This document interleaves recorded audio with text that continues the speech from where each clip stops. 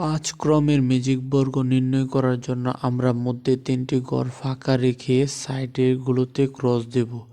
আমরা প্রথমে উপরে, তারপর ডান পাশে, তারপর নিচে এবং পরে বাম পাশে আমরা এভাবে ক্রস নেব। এখন মধ্যে 3টি ঘরগুলোর যে মধ্যের ইয়েগুলো আছে সেখানে আরও একটি করে বক্স বেশি নেব। নেওয়ার পর আমরা এই কোণা বরাবর আমরা লাভ চিহ্ন যুক্ত করব, আর এই লাভ বরাবর যে কোণাগুলো পাবো সেখানে 1 থেকে ক্রমান্বয়ে সংখ্যা লিখব 5 পর্যন্ত।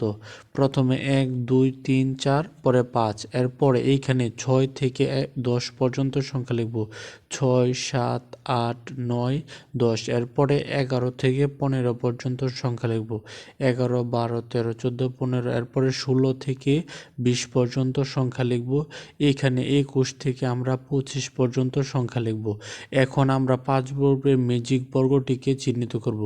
1 উপরে আছে, আমরা কি করব, 13 এর নিচে নামাবো এবং 25কে আমরা 13 এর ঠিক উপরে লিখে ফেলব। অর্থাৎ উপরেরটা নিচের ফাঁকা স্থানে আর নিচেরটা উপরে ফাঁকা স্থানে চলে যাবে। 5কে আমরা লিখব 13 এর ডান পাশে এবং 21কে লিখব বাম পাশে। এখন 14 এর নিচে হবে 2 এবং 8 এর উপরে হবে 20। 6 হবে 18 এর নিচে, 24 হবে 12 এর উপরে। একইভাবে 4 হবে 12 এর পরে এবং 16 হবে 8 এর আগে। একইভাবে 10 হবে 18 এর পরে, 22 হবে হচ্ছে 14 এর পরে আগে। এখন আমরা সবগুলো যদি যোগ করি তাহলে দেখব রোগুলো অর্থাৎ সারি যোগ করলে দেখব 65 হয়, আবার নিচ বরাবরও কিন্তু 65 হবে।